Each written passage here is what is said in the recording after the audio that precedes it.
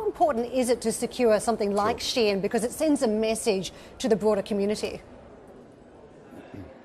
Absolutely it does. Shein's an amazing company, actually, truly remarkable in many ways, and its scale, the way it's achieved its scale in the last few years is incredible. So having a company like that on the LSE would be enormously valuable.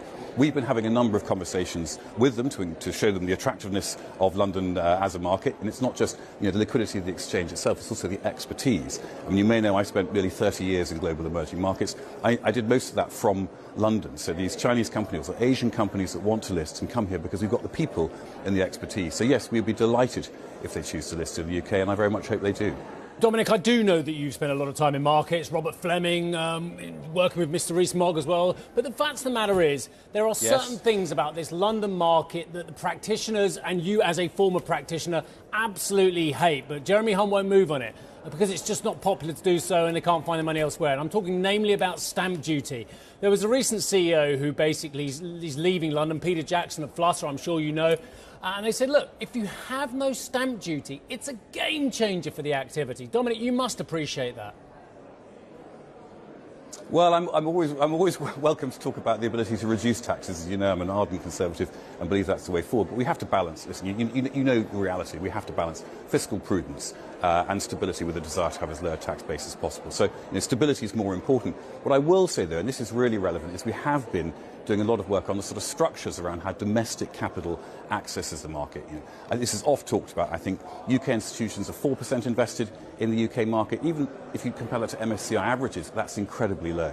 The Edinburgh reforms, which are pretty unheralded, are actually, I think, probably the most important financial services reforms we've made in about 15 years. And that will start to see a huge amount of domestic capital come back into the market, both public and private. And in my view, that's far more important than a tweaking of the stamp duty, although totally right to have that discussion, and I'm delighted that we do.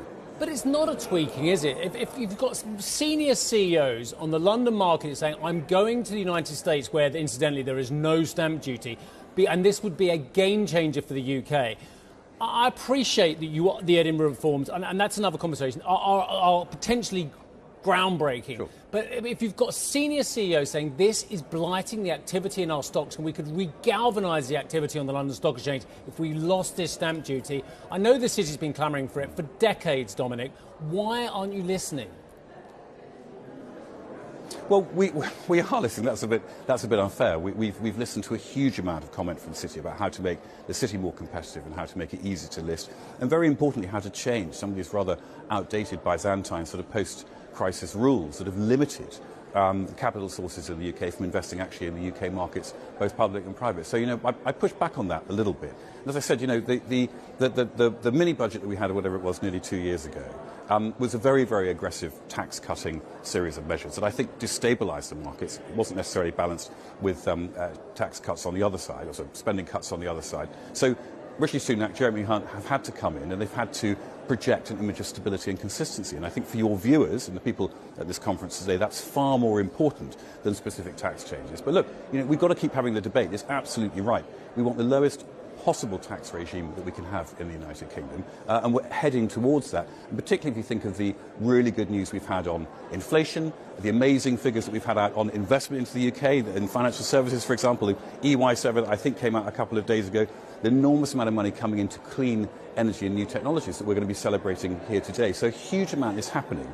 That's a specific issue. I totally agree we should have a debate about it, but it's not the most important issue by far. And frankly, the evidence is showing that people are coming back to the LSE and the economy is doing extremely well at the moment.